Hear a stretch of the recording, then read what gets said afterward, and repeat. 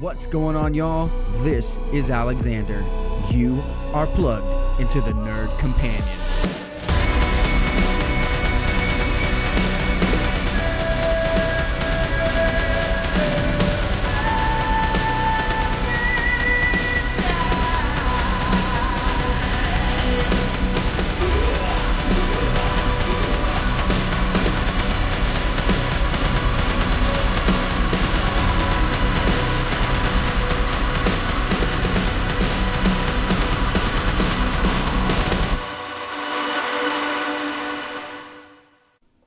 What's going on, y'all? This is Alexander from The Nerd Companion coming at you with some housekeeping stuff before we get the episode started.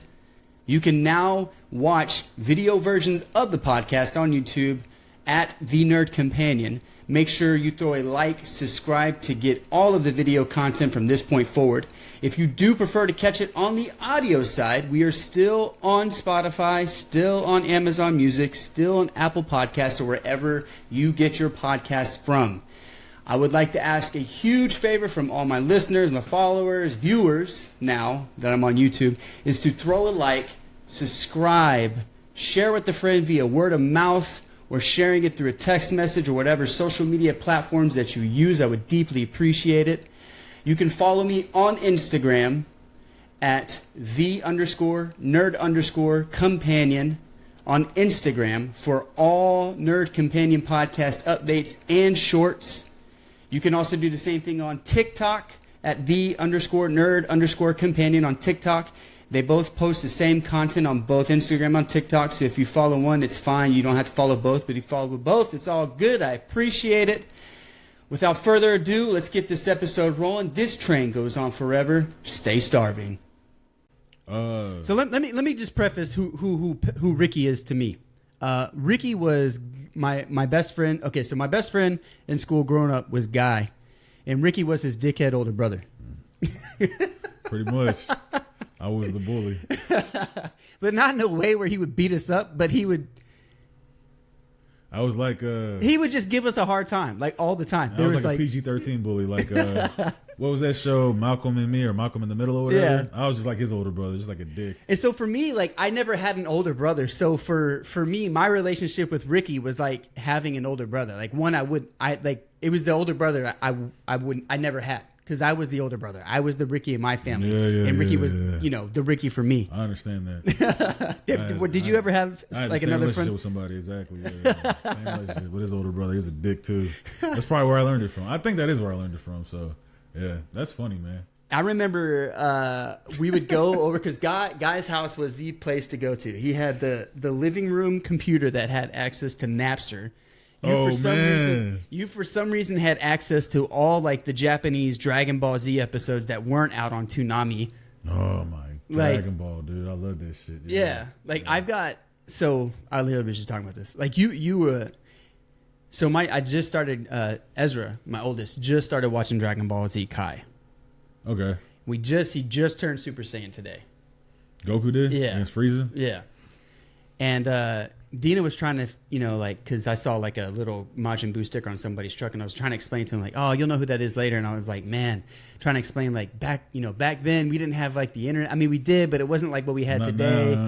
And I was trying to tell him that, like, Ricky would have like these pictures and like VHS tapes that were in Japanese that showed like Majin Buu, and I was like, I knew it was coming at some point in the English version, but like it took years to get there. It took years to get there. Like almost like 6 years. Yeah, like it was a long time. It was a long ass time because you had to go through the whole Cell saga, Android Cell saga before you get to the Majin Buu saga, and Toonami was just like Dragon. Oh my god, they would show the same season for years, and I watched it every time. I ain't gonna lie. Like as soon as they get to the Freezers at the end of the Namek saga, like you knew like when it was about to restart back to the same saga, but whatever, man. I loved Dragon Ball. That was my show back in the day. I think it was everybody's show back in the day. It was a shit. It was the first time I ever saw people screaming at each other and fucking for 13 episodes. Yeah. For real, that shit was dope. Yeah, so he's watching that, and I was just trying to explain that. That's cool as shit. Yeah. Yeah. So okay, that's basically that's who Ricky is to me, and so you served in the Army, right? Yeah, for about 6 years. What'd you do in the Army? Intelligence. I was an intel nerd, and then I was stationed in New York, Fort Drum, And then they sent me. Well, and then I re-enlisted so I can go to Germany, and Never came back. I haven't came back since. But I also broke up with like probably the girl that should have been my wife, so I can go to Europe and kind of like do my thing. And I definitely did my thing, but then I probably lost the girl that was supposed to be my wife. That kind of sucks, but You feel like Roland? I do kind of feel like Roland. But she didn't go out like Susan Delgado though. She just got kids now. But, she doing good though. But yeah, so been in Germany for like 7 years now. Don't speak the language very well, but You could get by, I'm sure. I can order food and like if I'm in trouble I can get help, but I'm not good at the language. I imagine a lot of people speak English over there, though. They do. The older people don't, but the younger people do. But it's still, like, I'm in your country. I just don't work with Germans. I work with Americans. I never have to use it. Only at the gym do I use it, so I never really have to use it. Seriously, it kind of defeated the purpose of like learning the language, but it's cool though. Like Germany's not like super fun, but it has a high floor, but the ceiling's not so high, so it's just like steady. Like you know what you're getting into. Oktoberfest is cool, whatever, blah blah blah. But it's like, okay, like I lived in Turkey for 6 months. That was dope. Turkey? Oh my gosh, Turkey and Poland. I got to live there. Like, I bet the food in Poland is really good. what? Yeah. Pierogies, the what? And the girls there, ridiculous, man. Like Polish girls. I tell all my friends, like, I know you want to go to Italy, Spain, blah blah blah, but y'all need to hit up Poland. Like, you need to hit up the north. I dated a girl from Sweden for a while, Sandra. She's so fine. Like, there's so many good-looking women. Like, Europe was tight, man. Europe's fun. I didn't do too much time in Europe. The only time I did in Europe was in Scotland for war games. Oh, that's cool. Yeah, but I was only there for 30 days, and we were basically playing war games with the Royal Air Force, and then it was a major like beer party at the end. That's how all that NATO crap is, man. Yeah. It's just a party. Like I did a NATO mission, and like after every day, like we would work for like 12 hours, but after every day, all we do was go to the bars and get drunk. And, like, Yeah. And then when you're around like in the military, I was in pretty good shape, and like the girls were usually in shape, so it was like a bunch of attractive people around attractive people. So like it's like the Olympics. Like they tell you like whenever you hear athletes talk about like what the Olympics is really like for them, like that's why they have like condoms everywhere, because like all the athletes do is have sex. Like they just smash a bunch of good looking people around good looking people. They're gonna smash. Like that's what's just gonna happen. Like they're gonna have sex. So like that's like a big thing. Like they give you like a brief. If I'm not mistaken, about like STDs and shit like before you get there, because like after people from all over the world get there and they're just like having sex, you know, and drinking beer, and having sex after their events. So, but yeah, so it was fun. It was like I miss the military kind of, but I'm glad I'm out. Like I make way more money and yeah, I got a lot more freedom. So you got out the Army and you're doing cybersecurity. Cybersecurity. Mm-hmm. What do you do for fun? Normally travel. You said you had a traveling show? Yeah, I did on YouTube. Me and my friend Chris, we started it. Didn't work out. It was super expensive, but we did it. We went to like Colombia, Ireland, Dubai. I'm missing what? Colombia, Ireland, Dubai. Where else? Oh, Dominican Republic. Yeah, another spot, but it was just expensive, and but it was dope. It was really cool. Colombia's tight, man. So, I bet Colombia's tight. Colombia was cool. You mentioned that you are writing books. Yeah, I am like on Microsoft Word. It's over like 400 pages right now, so it's probably means I have to like reduce. Oh, hell yeah, dude. Yeah, but it's like I'm deep into it. Like I've been writing for a while, but it's pretty much like it's like Dragon Ball Z meets Supernatural meets Full Metal Alchemist Brotherhood. Like that's how I describe it. Okay. It's about angels and demons. It's about like I don't want to give the premise of the book away. Yeah, you don't have to. Is it set in modern time right now? Yeah. And it's like the first book is Pestilence. So it's pretty much these two kids. One's a angel. It's called an onslaught. He's like whenever God cast Lucifer and the fallen angels out of heaven, as they like fell from heaven, and like so a lot of them burned alive. You know what I'm saying? And like turned into monsters. And he's like the descendant of them. So he's super strong. And Abraham, the main character, is super strong. He's an archangel. I kind of gave that away. He's an angel, though. We'll just say he's an angel right now. We can cut out anything you want to cut out. He's an angel. And somebody started the apocalypse because somebody's pissed. So they started the apocalypse, and now it's it's like a quartet of Nephilim and these two kids, and they gotta save the world. So it kind of gets a Stranger Thing vibe as well. They're children. They're not. They're like 16, 17. I feel like that's a good age because it's like they can get into a little more. It's not like so silly. Like okay, that little. Yeah, they can cuss and like do shit like an adult, and they still have like an adult capability to handle themselves if they need to. And the Nephilim are like, so they're the descendants of angels, obviously, and they all have powers that are passed down from like generations. Sometimes they skip, but so that's their quartet, and they're trying to help them. Like, really, they don't know what the fuck is going on, to be honest. Like, they're led by this dude. Again, you don't have to go into as much details if you don't want to. They're led by this guy, Deacon Farrell, and he's a deacon, which is like a secret order in the Catholic Church of like that's sent to protect the world or whatever. But he's an alcoholic because of the shit he's been through. Because he was able to see like shit from a young age. It just fucked him up. You know, his parents got killed by these demons and shit. So like, he's fucked up. He's a super alcoholic, but like, he's their leader because he's a prophet. So like, he doesn't want the gift, but he has it, and he has to deal with it. So he's leading these kids to fight, but he doesn't even know what he's doing. He just gets like, he'll go to sleep or he'll like pray, and then like somebody will tell him like, hey, you need to go do this now. And he's like, shit, man, I don't really want to do that, but all right, whatever. So he's taking these kids and they're fighting, and that's where I am. I'm on the last fight right now. Where are these kids' parents, man? So, no, that's a good question. The two kids. Well, don't if there's no spoilers. I was more just like a joke. Yeah, you got to get into it. I introduced you to the parents on motion. Yeah, that's funny. So, how long you been working on that? Years. I'm no Stephen King, but he says if you can write a page a day, you know, that's pretty good. One word at a time, he says. Mm-hmm. But I like, I just like put it down for a while and then pick it back up when I feel like really inspired, and then I just rip off like 50 pages. So. I have to stop doing that though. I should probably just finish it, but it's a lot. I know, like, if I were to like send it when it's finished, I know an editor's gonna be like, "Bro, cut this shit down, please. Like, it's too much." But I feel like all that needs to be in there. So you just stick to your guns. You could always self-publish. I've seen that. I watched YouTube videos about that. I would probably do that, to be honest. I feel like with the media that we have now, it's much easier to self-publish than it would be like 30 years ago. You know what I mean? For sure. Like with Reddit forums or I haven't really looked at it. It's funny you say that because I have several writing projects I'm working on that you're way ahead of me. I've been bullshitting for 10 years. I'll pick it up for a little bit and then I'll come back down and I'll do it. But like, I don't know if it's the same for you as it is for me, but like, life will take over and it feels like that kind of like it's almost like this idea in the back of your head that just keeps shrinking and shrinking, and all of a sudden like something will click, like you walk by that rose again and all of a sudden you're like, wait, oh shit, I need to write that down real quick. That's the thing though, is like, but yeah, I just need to get on it and just just write. But whenever you get into the zone, it's like, oh shit, like you just start ripping shit out and ideas start coming, like, oh, you just like, oh shit. And that's what I like about it, is even if nobody gives a shit about my book, I like telling myself the story. So I like it, so it doesn't matter. Well, I mean, it's hobby. It's like therapeutic. Yeah. So I'm telling myself this story, and I'm like, man, this is dope. Like, this is really cool. And then I just start going deeper and deeper.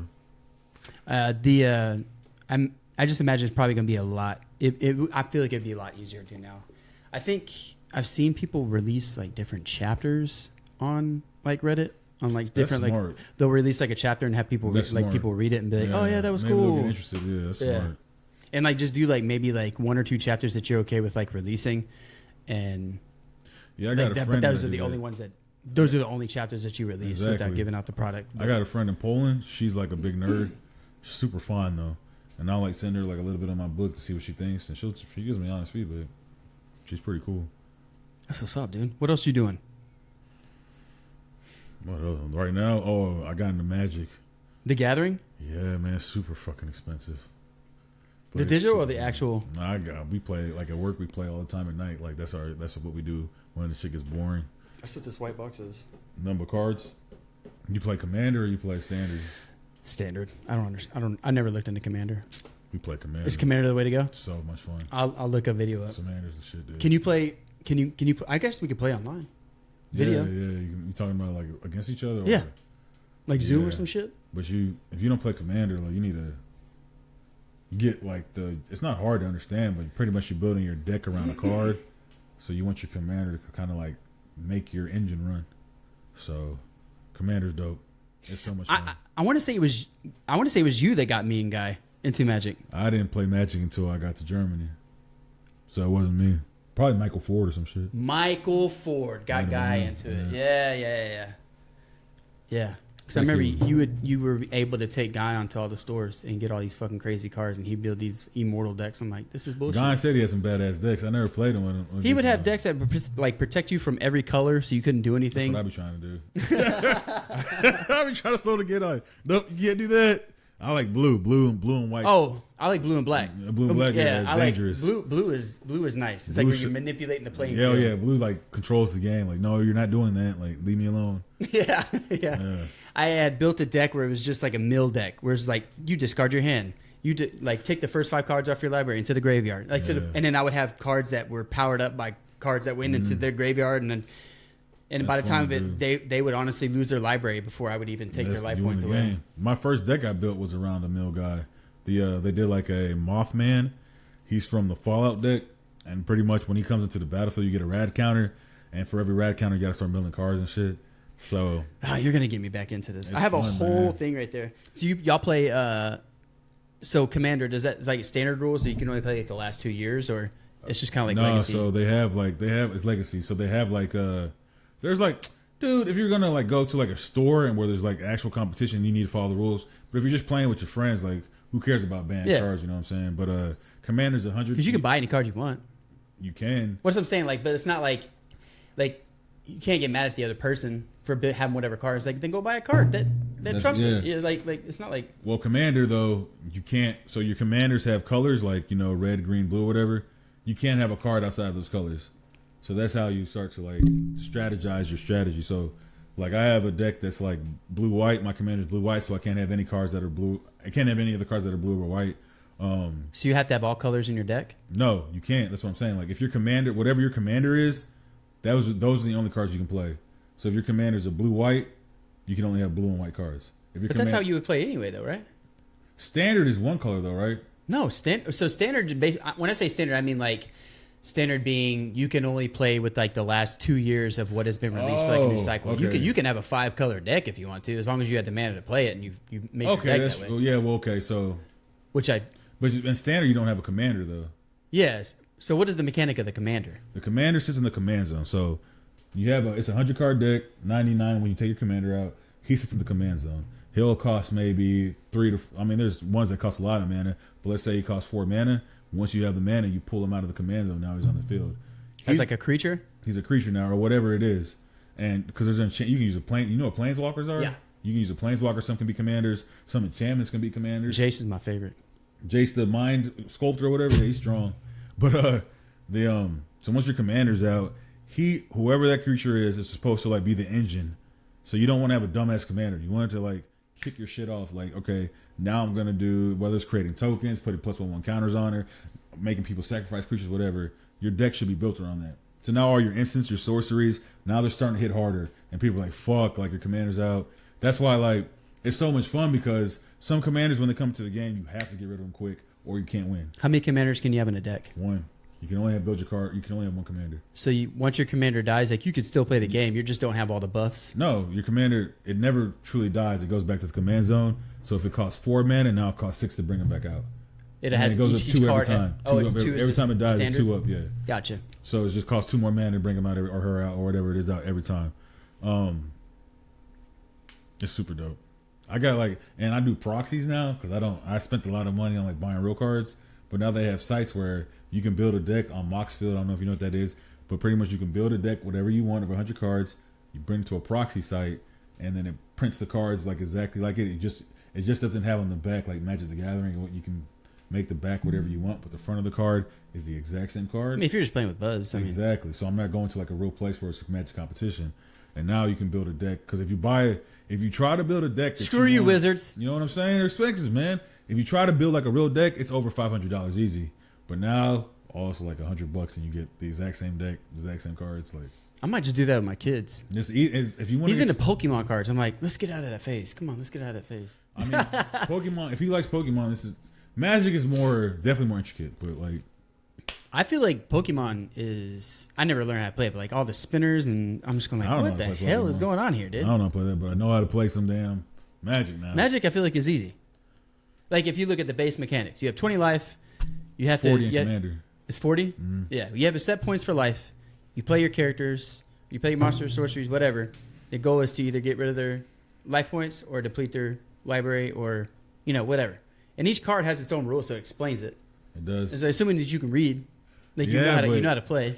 That's the thing, though. Like, you can read it, but you better understand it because, especially when Commander, stuff starts triggering. So, like, you're reading ability, somebody will do something that will trigger it, which will trigger this, which will trigger this. That's the whole point of Commander is, like, you want a whole bunch of triggers happening to where they can't stop you anymore. I'm telling you, like, it's crazy when you start, like, when you build a deck, like, around something and it starts triggering, the engine starts going, you win. So that's the problem. That's why you have to get the commander off the field, or you need to be able to, like, that's why I love blue, because I can just be like, no, you're not doing that anymore. You just counter it. Counterspell. You can't do that. And then that kind of throws people off. I used to be a big black.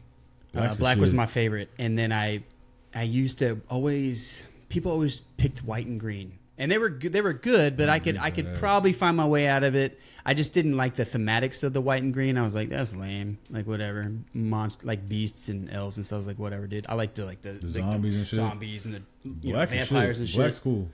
But then I would play this guy. He had a blue deck, and he would just never. I could never do anything. And I was like, I think I like blue. Mm-hmm. So I just always went blue and black. I'll have to show you I've got a deck, my mill deck in there, but it's probably nothing compared to what you build. I got some strong cards now. I be fucking people up, but I mean, do you know what the slithers? You know what they are? Yes, Ryan Barrows had the sliver deck, and no one could beat him. They're tough. I got a sliver deck. They're all it's super bullshit. Tough. Those should be outlawed. This sucks when you play with a bunch of people because they just target you because you have a sliver deck. Yeah. So like. My commander costs every color, one of every color, so it's 5 color. That's an interesting deck. I bet it's fun to play, but hard. It's awesome, but it's hard because people are getting more monsters out quicker than me, and then they're just hitting me. Like, because I have the sliver deck. So I'll be down to like 10 life, get my commander out. But once I get my commander out, now they're everyone's in trouble. Like plus 16, plus 16, trample, flying, and life link. Yeah, kind of. Yeah, I'm getting fucked up. But once I start getting my slivers out, it's like, okay, now I can start like combating people. I love the sliver deck. We would always ask Ryan, like, hey, because we would always go over there, like, we're playing Magic. Every Friday, we would go there. If we weren't at y'all's house, we would go to Ryan's house. And we all played Magic all the time, with Nathan, Ryan, Guy, me, Keelan. Like, we would all play. And Ryan would be like, all right, I'm going to play my sliver deck. No, you're not. Like, we're not going to play. Like, you can't play. Yeah. It's just because it's like, it's dumb. It's dumb. It's hard to beat them. Like within 4 turns, he's already got like 16 people and they're all like they multiply like quick. 8/8s with flying and trample. Yeah. You're just like, what? That's why Commander's cool because it kind of limits that a little bit because you need your commander to like really make them kick off. You know what I'm saying? Well, slivers are kind of different. No, you don't because like all slivers have. No, they all help each other. Yeah, all it's like a virus. Yeah, they're a virus. Yep, that's a good point. Slivers are tough. That's why I got the deck. But my friends told me like, if you buy this deck, we're gonna target you. So not every game they do target me when I play them, but. I still be winning. I still win sometimes. That's what I'm saying. Like even when you target them, like as long as you can get like a couple counters or a couple heals or something like to buy off a couple, because once you got all the mana to play, you're just gonna start throwing them down. Each turn is just another dangerous entrance. Yeah, dude, I fucking hate slivers. I love them. Hate. Well, I mean, I love them. It's like a love-hate relationship. Yeah. Like I even built like a trash sliver deck from like things I would get from boosters, and I'm like, this deck is the shit, and it's like it's fodder. Like there's nothing. It's just like the dregs of cards, but like they're just so good. They are. Yeah, dude, it's freaking ridiculous. I just bought a deck last night that I built, man. It's based on like the commander's an enchantment actually, and at every upkeep I get to just flip cards from the top of my deck until I flip a creature. What do you do with the cards that you've already flipped? You just put them back down. Put them at the bottom of your deck, so it doesn't. So it's not milling them into the graveyard, which is good. And you get to look at what cards that are not coming, so you know what might be coming. Exactly, like there's so many benefits. Exactly. But all I did was fill it up with like super strong fucking monsters that like Cascade or do you know what the Eldrazi are? They're like the artifact ones. They are. Yeah, there's some artifact ones. They're like stupid strong, but they cost like 15 mana to get out. But this way I can just get them out like just on my upkeep. If I flip it, and it's there. And you can play without a cost. Without the cost, so it's like Annihilator 4 is like. When this thing attacks, you have to kill 4 of your things, permanents. It's like stupid. And I know I'm not going to tell my friends I got it. I'm just going to whoop it out and play it. When I start bringing out all you don't think they're going to watch this? I'm gonna tell him about it. I ain't gonna lie. But you said you're not gonna put it out into the wasteland. No, this one I am. I'm gonna put this one out. Oh, okay, well, shit. I want something to put out with you. All right, well then, yeah. So, shit. Well, guys, I got it. See what y'all can do. Shit. Cost me like $100 to make that deck. You got a proxy, man. You got a proxy, dude. It's the easiest. What is the site called? MTGprint.com. MTG-print.com. And they'll ship it to you and everything? Yeah, hell yeah. And they're like cardstock. They just don't have the back? They just don't have the... You can pick whatever background you want. Like, you can put a picture of Trump doing this on the back, whatever you want. Fucking... Yeah, getting shot in the ear and shit. Like, you can put whatever you want on it. Like... Nah, I just get it black. I should put it in a little sleeve or something. That's what I do, yeah. Because if I do want to go to a shop and play... That'd be the first thing I would do. Like, all of a sudden, like, I'm getting smoked, like, hey, let me 40 see the back or of your card. Let me put a card out there. Like, no. No, why, man? Why? You don't believe? You don't believe my magic? Don't get mad. Yeah, man. I got addicted to work, man. I got addicted to work. And now It's a fun game. It's super fun. Yeah. And there's strategy to it, which makes it really cool. I think that's what made me fall in love with it, is that it wasn't just... Because everyone knows how to play, you know, Yu-Gi-Oh! Or I got into Yu-Gi-Oh! More than I did Pokemon. But Heart of like, the cards. Heart of the cards. It's not... like, Yu-Gi-Oh! Is just like whoever has the strongest monster wins. There's a little bit like traps and stuff that you can do. But there's not really like thematic approaches you can like build your like your battlefield on. Magic. I don't care if you're the strongest monster. Like, I'll get rid of that shit real quick, bro. Yeah. That don't mean nothing. And the thing is about that is like you can both have the same color and have a completely different approach. Completely different approach to the game, yeah. Yeah. That's why I love green. Green's a really good color, too. Green's good. Because you can go massive, you can go wide, or you can build your creature up. Like, And like a tyrant. Yeah. That's what Keelan's was like all about elves. And he would just have like a bunch of like 1/1s, 2/1s, and they'd be like 20 of them on the field. Like, what? Like, we're only 3 turns into this. Are you cheating? The elves are tough, man. Elves are tough. Yeah, so my favorite colors would be blue and white, and then green would be third, probably. Yeah, I like blue, green, and black. Black's badass, but I don't like sacrificing my life for stuff, man, or sacrificing my creatures. I don't like it. So it benefits if you're like throwing, like if your creatures like. So I have decks that will sacrifice, that will power up things on the playing field, but also like I'll have creatures that are, you know, +X with how many creatures are in the graveyard. Yeah. So like you'll have things that are like secretly buffing, or like if you have if lifelink is a theme that you're putting into your black deck. Lifelink's awesome. You know, you're not really sacrificing too much life as long as you're staying aggressive. As long as you're aggressive, yeah.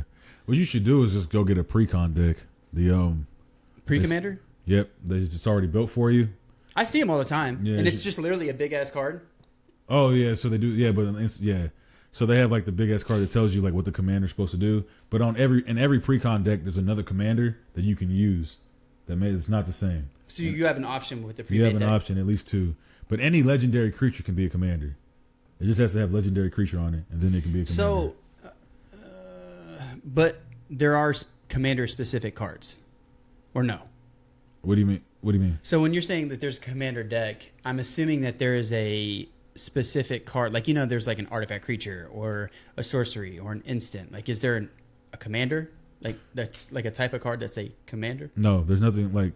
The only type of card that really has commander on it is cards that are like a planeswalker that says this can be your commander, because planeswalkers usually can't be a commander, but some can be. So any legendary creature, whether it's monocolored, multicolored, whatever, can be your commander. And if you really like that card and you think you can build some shit around it, then just go ahead and build around it. But if you go buy like a pre-con deck that's already constructed, it's a good way just to introduce yourself to commander, because it's already built, and most of the cards in there are going to support the guy that's on the top, that's on the package. Right. And then you can understand how the mechanics work. So I imagine that there's probably the ones that they have kind of pre-made to be a commander are probably more beneficial than you would like a planeswalker. The ones that are pre-made to be a commander. So like so let me see how to phrase this. I remember when Planeswalkers came out, and I don't know if they came out at the same time as Commanders, but I always saw Commander decks. Whenever you get a Commander deck, I'm sure that they have a very specific card that has the mechanics on the card that benefit your deck as long as this is your Commander, as opposed to picking up like a Planeswalker from, I don't know, 2013, and that be your Commander. Because it's not necessarily building... I mean, you could. Yeah, exactly. I mean, you could, but like, I've never seen a pre-con Planeswalker deck. Like I don't think the Wizards of the West Coast make those or whatever. But for Planeswalkers, I've never seen I think they do. I've never seen one that you can just go buy a pre-con that's like with the Planeswalker as a commander. As a commander, no, but I mean like. But, they're in the deck. Yeah, yeah, Planeswalkers in the deck. Yeah, but I've never seen one that has like this is your commander. Gotcha. But like you're right. Like most like there's gonna be cards that just get you card draw, that get you extra mana ramp, blah blah blah. But a majority of that deck needs to be like when your commander's out. Now this is the engine. Play this card. You know what I'm saying? To get shit rolling. That needs to be the majority of the deck. Gotcha. That's why it's fun building your own deck. Yeah. Then you get to be creative. Like I want to try this out. Well, I'm gonna go look at commander cards or whatever and see what I can build. I'll do the MTG print. Do the MTG. Don't be like me. Spend a lot of money. I mean, like if there's a value to getting, like personal value whenever you buy the cards. Like yeah, it's cool. This is the real deal. Yeah. But I mean, like, I guess if you're, I'm over that now though. Yeah. I like if Wizards of the West Coast gets mad at me for this, I'm gonna be like, well, bro, you know how much money I gave you? Like, I feel like I'm a true Magic fan. Like I've given you my money. I've done right by you. I've spent so much money. You know what I'm saying? Yeah. Now it's time for me to just build decks how I want to build them. Like you're not making money off of it. You know what I mean? Yeah. It's not like you're going to tournaments. Exactly. And stuff. And like playing. But like if I'm I playing did, at home with my buds. Like you if can I kiss did, my ass. I ain't checking the back of my car. Because I got some strong ass decks now, man. Ooh, did you bring your cards with you? No. All right. I did not bring them. I was supposed to have a deck already here, and it's not here. So I was hoping I'd have it by the time I saw you. So I could whoop your ass real quick. You can't do that. This deck's going to be strong. Well, how long are you in town? Till the 11th, so it should be here before I leave. Oh yeah. But if you're going to play standard, there's no. I'm way. not gonna play standard. We'll play whatever. There's no if you well. You're gonna beat me. I know. Yeah, that's what I'm saying. Yeah, like I don't care. I'll play you though. All right, cool. You here till 11th? I got Saturday, Sunday. Yeah, I'll be here to the 11th. I think my flight leaves on the 11th. To 7, 8. You can come over in the evening, whatever. All right. Hell yeah. We'll get a game. What else you been doing? Besides traveling and eating, chilling. I haven't really been doing too much, man. Probably need to bring my ass home to be honest. But I kind of like living in Europe, so. I mean, I don't know. I mean, what makes you think you need to come home? I want to have a family, man, and it's like I'm just over there doing dumb shit. And I do want to have a family. My mom definitely wants some grandkids. It'd be nice. I bet your parents are hounding you. Man, bro, my mom, she won't. I mean, she's cool about it right now, but she be wanting me to. I know she wants me to have grandkids. She used to be on me a little bit more, but she's kind of backed off a little bit. But yeah, she wants some grandkids, and I wouldn't mind giving her some. But you don't feel like you do that in Europe? I could, but I don't want. I do want to right now. I just need to slow down. It's not. You think you're just running at a high pace over there? Is that what you're doing? I'm not gonna say I'm like running. I'm not like Usain Bolt over there or anything. But like, I was running at a high pace, and now that I'm slowing down, I'm saying like, damn, I could have made that work. That's my fault. Oh man, hindsight's 2020. It is hindsight. It is 2020. But at least I accept accountability for the shit. Like I don't blame nobody else. I think it'll make you cherish things moving forward. It'll make you so know. Like whenever those things do come up and you do have kids, that's what you decide to do. I think that you'll cherish those moments more, I hope so. As opposed to having the opportunity to cherish those moments when you're trying to run fast doing other things. I hope you know so. what I mean? I hope so, but Instagram fucks my head up too because then I get on there, I'm like, damn, that girl fine. I'm gonna wait for that. You know what I'm saying? It's so stupid. Like my mind is so dumb. But you're just a guy, dude. Yeah, I guess. But like sometimes you go to like a country and like you be like, damn, that girl's fine as hell, and it works out. You know what I'm saying? Like I wonder if I can do that again. I wonder if I can keep doing that. And you shouldn't keep doing that. You should just chill. Like if you're young, keep doing it. But I'm 39 now, so I need to kind of like chill. But then I think that just means you haven't found the right one. The right one hadn't. I think I did find the right one. I just let her go. So now I may just be. I mean, I can still have a kid. I'll probably definitely have a kid. I just don't know if I'll be married. I'll have a kid though. I'll have a kid. I just don't know if I'm gonna be married. That's the thing. So. That's so funny, dude. It's life. God dang. It's life. So you work. That's all you do, right? Work. MTG and work. Currently, right and now. Chase ass. I'm not chasing ass right now. Oh, I'm chilling. Not chasing ass, but. Yeah. But yeah, pretty much, man. I was traveling a lot, and now I haven't traveled so much this year. So, but I saw a lot of Europe, man. Yeah, like, I mean, you've been over there for that long. I imagine you have seen a lot. And like it's just a train ride away. Most of the stuff. I think there's only like maybe 6 or 7 countries I haven't seen. How much is like a train ride from, I don't know, if you wanted to go to Italy? That'll be more expensive. I would fly. But Paris is like $150 and it's only like 3 hours away from me. $150 two ways there? No. It would be like 300 there and back. What is it like for like lodging? In terms of the train? No, For like a hotel and stuff? Yeah. It's pretty expensive. Depends on what you want. You can do hostels. You can do whatever you want. It's on your budget. How much is the hostel? You can get a hostel for like $10 to $15 a night if you want to. Dude, I feel like I could do that. You can but it's a hostel. You got to remember that it's not. It's Elaborate. a hostel. Like the movie. You get what you pay for. Like the movie. Nah, I ain't seen no shit like that. But I went to Bratislava where that movie was filmed. Though that's funny. What's the weirdest thing that you like? So have you done when you did like trips? You were doing hostels and stuff. No, never. I always got hotels. Never. You're like nah. Because I was in the army, so I was making a little bit of bread. And then now that I'm out, I'm actually making bread. Yeah. Like, no hostels. Nah. What was the craziest? What's been the crazy experience now that you have been out? That's a good question. Crazy, like traveling? Yeah. That's a good question. I got a couple weird ones. I went to this. I was in Prague, and we went to. You ever see The Great Gatsby with Leonardo DiCaprio? And me and my friend, we went to this like strip club, and it was like The Great Gatsby. Like it was just a big party. It was so cool. Like people were dressed up. Like it was just like that kind of style. It was super dope. Like I didn't expect that shit. And so we were there, and I'm just chilling. Have some drinks. Like these girls are walking around, and Europe has some very attractive women. So I'm chilling, and then this dude gets on the stage. I'm like, man, what the hell is this shit? You know what I'm saying? Like, get him off. And then a girl comes up, and she's naked, and I'm like, oh, she's just gonna give him a dance or whatever.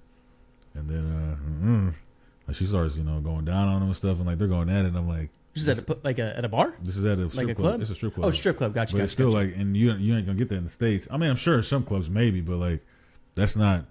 But over there, they like Europe's crazy, man. It's a little different, and they went at it. So I'm just watching this shit like, is anybody else seeing this? Nobody gives a shit. Your American mind is like, this is so abnormal, but everyone else is like mind smoking cigarettes and eating spaghetti. And I was like, what is this? That's crazy, dude. They went at it on stage. I was like, I just watched two people fuck. Like, I mean, I watched porn before, but it was like right in front of me. I was like, all right. Like, well, all right, checking that one off. Yeah. Not really my thing, but all right. Well, you know what I'm saying? So that's funny. I just didn't expect that.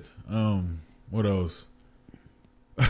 I was in Poland when I was living there, and I ended up meeting like with some Norwegian people, and we actually ended up going to a strip club there. But we got lit, man, and these dudes were like older, like 40s, 50s, 60s. You know what I'm saying? I was hanging out with their son or whatever, and we were just chilling. I don't know what happened, but we ended up going out to like a farm. Like it must have been like 5 o'clock in the morning. We were at like a farm, like an hour away from the city I was living in, like eating hot dogs and shit. And I don't even like remember like how we went out there or whatever, but I ended up at a farm in 5 o'clock in the morning in Poland. Like, and whenever I like woke up, I was in this small ass town, and like I remember like walking to the store, and this one guy saw me. He's like, he's like a black guy. He's just like staring at me and shit, and he just smiles. He's got this big ass smile on his face, and he's like waving at me and shit.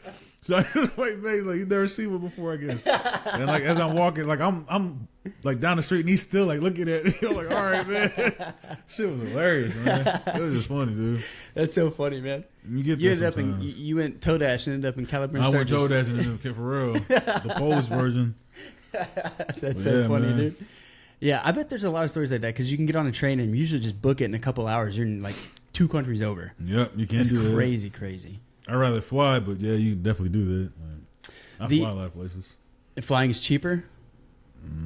It can be. Yeah. It's easier sometimes. The train's easy as hell, though, but it's never on time. So the town that you live in, is it a small town? Nah, Stuttgart's a big city.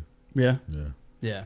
Where, during COVID, when everything launched off, were you over there? What was that like? What did you experience over there? That sucked. Like in regard to like traveling, like curfews, like what did you see? I was traveling a lot. Like yeah? Even when it first broke out? Yeah, I was making like fake COVID tests and shit and like just using them. because that was before they had the QR system. Once the QR code came out, I was done. I had to go get the real So ticket. hold on, let me get this straight. So you could. I thought they shut everything down, like you couldn't even travel. For a little bit, yeah. But So what did it look like at ground zero when it was like Germany? nobody's going anywhere? Like what was going like? It was quiet out there. It was dead. Like even at work, like I have a job where you have to be at work 24 hours. Like somebody has to be there 24 hours a day, and like we went to like zero manning for a while. Like it was nobody can go to work, and then they slowly started bringing people back. So it was just like dead, like tumbleweeds rolling in the street. That's like, crazy. It was dead here. It was dead in Europe, and Europe took it like really serious. Germany especially. Hell yeah. They took it really serious before they found out like it wasn't so bad. But that's a good question because COVID was a bitch, dude. It sucked. Like it was.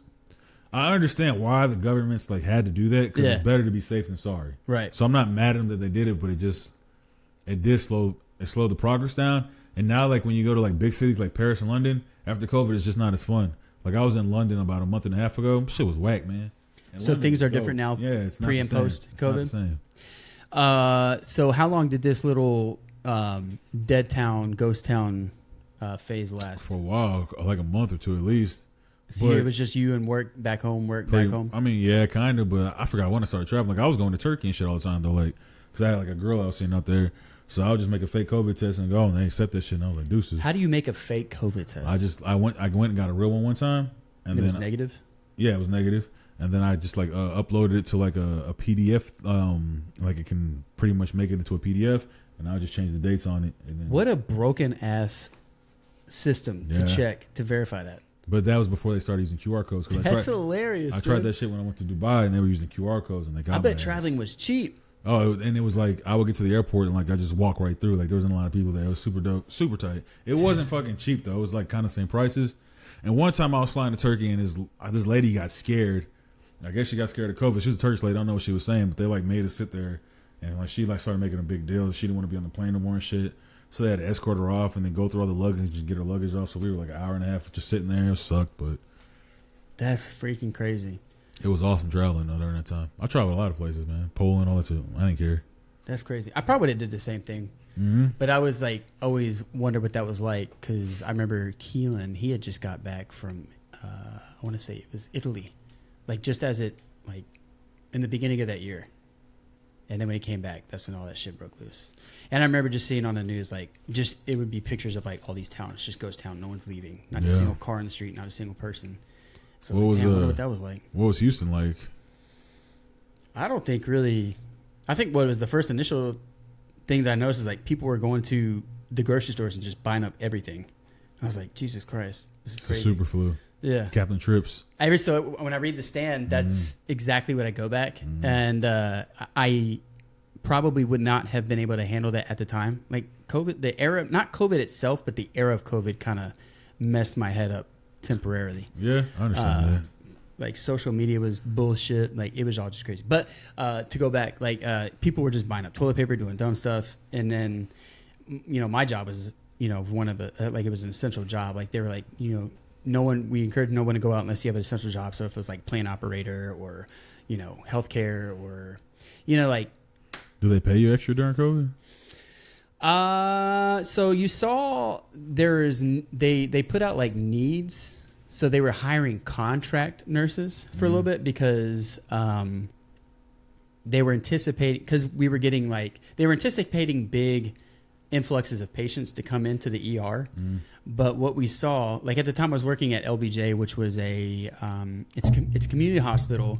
It usually serves a lower socioeconomic population, and a lot of people come there because there's not really like a cost to go there other than like it's a very low cost. Well, that's cool. So you see like, you'll have 90 people in the lobby all the time. Like it's insane. I don't know if you've ever been to an ER, but usually there's like maybe like 20 people is a lot. They would have 90. People wait like 48 hours for test results just waiting in the ER lobby. Like it's fucking wild. Damn.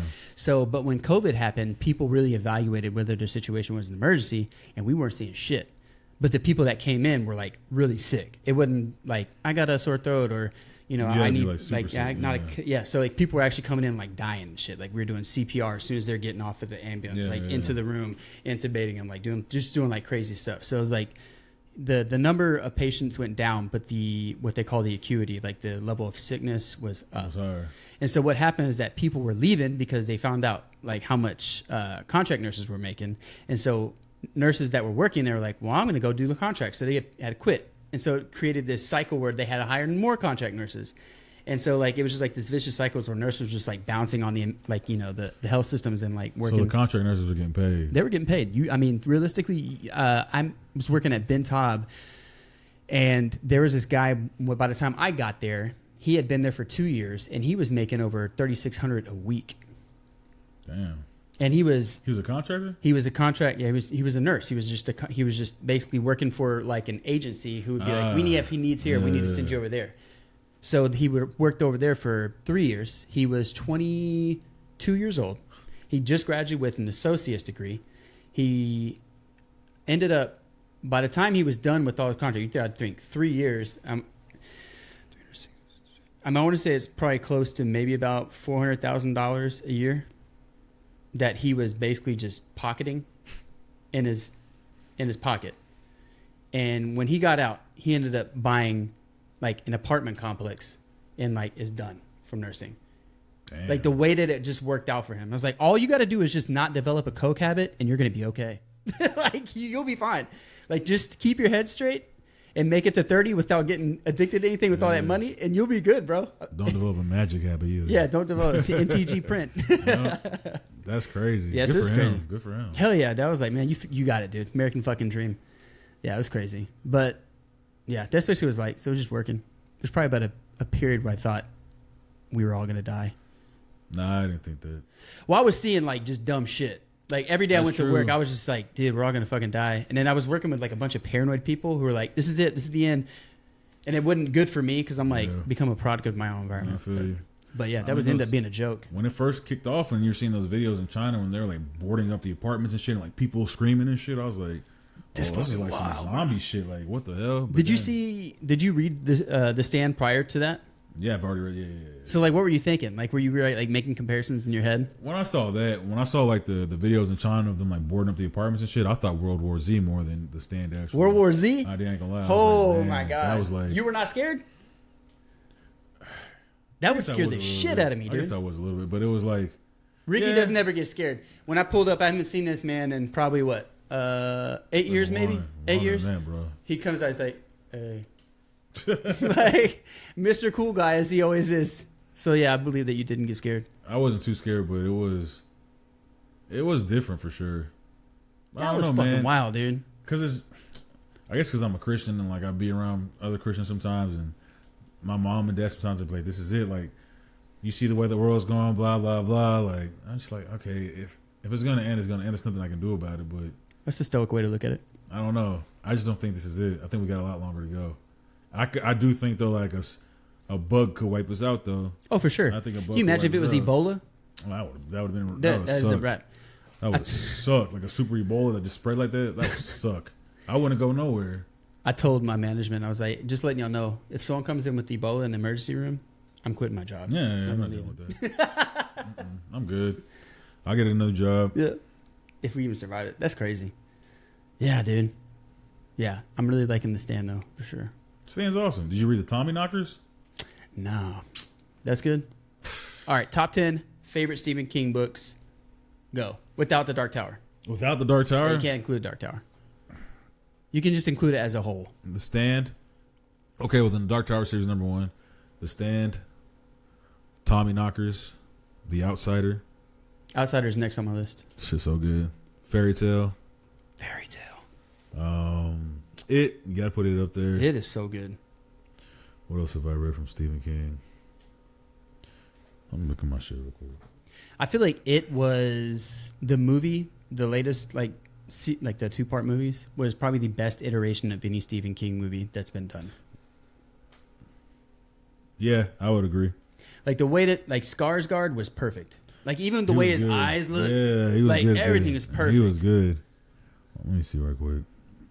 I got so much Stephen King on here. Stephen King's good, man.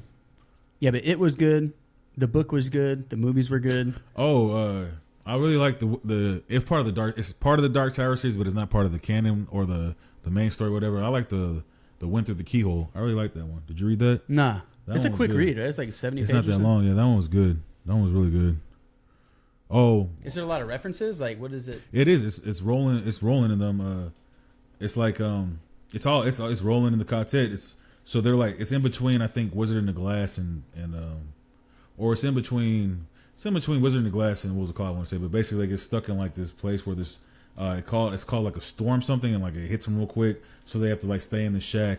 And he tells them a story from his youth of like when he had to go into this town and save the day pretty much. And it's a story within a story because while he's telling a story, he has to go into another story. It's really good. It's good. It's good. Let me see here. Okay, well then if you're not... Mr. Dr. Sleep. Oh, Dr. Sleep. What? Dr. Sleep. I forgot about that. I only saw the movie. Oh my gosh, that book was so good.